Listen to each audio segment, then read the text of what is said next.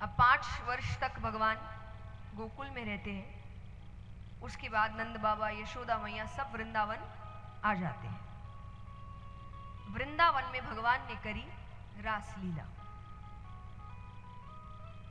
अब रासलीला का जो प्रसंग है सुखदेव जी बहुत संक्षेप में सुनाते हैं, क्योंकि उनको पता था कि कलयुग के जो जीव होंगे वो इस लीला को कभी समझ नहीं पाएंगे, वो इसमें काम देखेंगे। देखते ही है हमें शब्द का प्रयोग कितने गलत वाक्यों में करते हैं। और मुझे एक बात समझ नहीं आती, हम ये क्यों भूल जाते हैं कि ये भगवान और भक्त के बीच का नृत्य है, लड़का लड़की का नृत्य नहीं चल रहा है यहाँ पे। नंद उत्सव में सभी जितने यहाँ पर थे, आप सभी ने नृत्य किया था। किस किस ने किया, हाथ उठाओ। अच्छा लगा। अब मान लो जब आप नृत्य कर रहे थे, अचानक से भगवान आपके बीच आ जाते, अचानक। खास करके ये प्रश्न महिलाओं से है कि आप सब नृत्य कर रहे थे, अचानक भगवान आपके बीच में आ जाते, आप क्या करते? क्या करते? पीछे हट जाते? पराया मर्द आ गया, हट जाते क्या? नहीं। क्यों नहीं? तो आपका नृत्य भक्ति कैसे और गोपियों का नृत्य काम कैसे?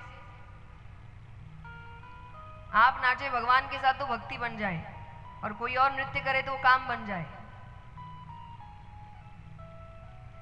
तो हम भूल जाते हैं कि वो बीच में भगवान है।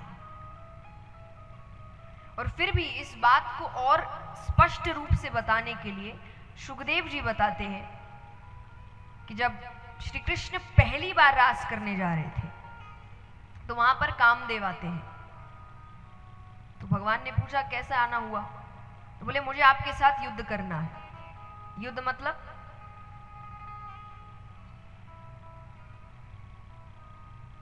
हाँ ना, कुछ तो।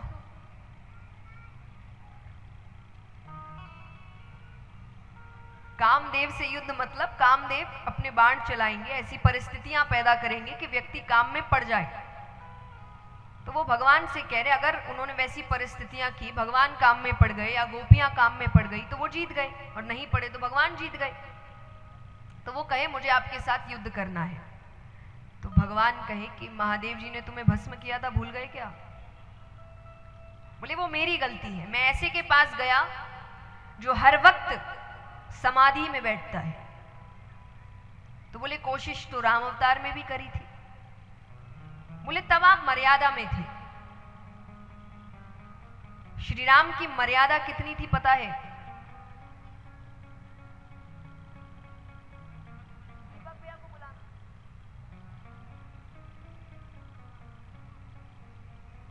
श्री राम की मर्यादा कितनी थी कि वो अपनी पत्नी के अलावा हर स्त्री को या तो माता के रूप में, या तो बहन के रूप में, या तो बेटी के रूप में देखे। इतनी मर्यादा में थे वो। तो कामदेव कहे आप मजबूर थे, आपने मर्यादा पुरुषोत्तम होने का व्रत लेकर रखा था। तो बोले अब क्या चाहते हो? बोले अब आपने ऐसे किसी व्रत का धारण नहीं किया है, आप एक राजा है।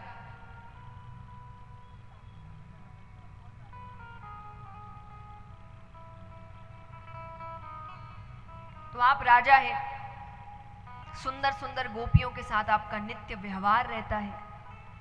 अब सुंदर गोपियां क्यों कहा? ऐसे हम सभी जानते गोपियां बहुत सुंदर थी, लेकिन कितनी सुंदर। तो उनकी सुंदरता का वर्णन हुआ है। अगर हमें किसी को बहुत सुंदर कहना है कि ये दुनिया में सबसे सुंदर है, हम एक शब्द का प्रयोग करते हैं। क्या कहते हैं? महिलाओं को ही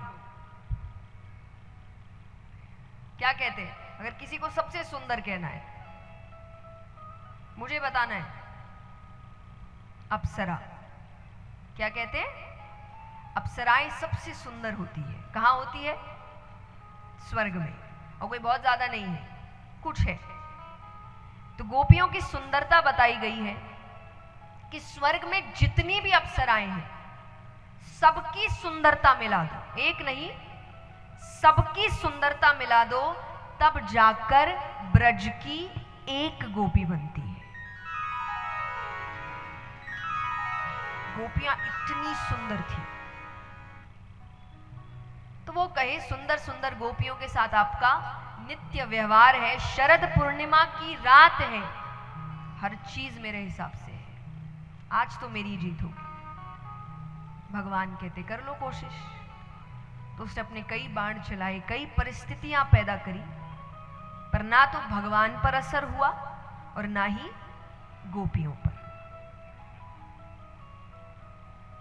उस दिन कामदेव नतमस्तक हो गए कि रास लीला में काम कहीं नहीं है, हम भी आनंद लेंगे, लेकिन एक प्रार्थना है।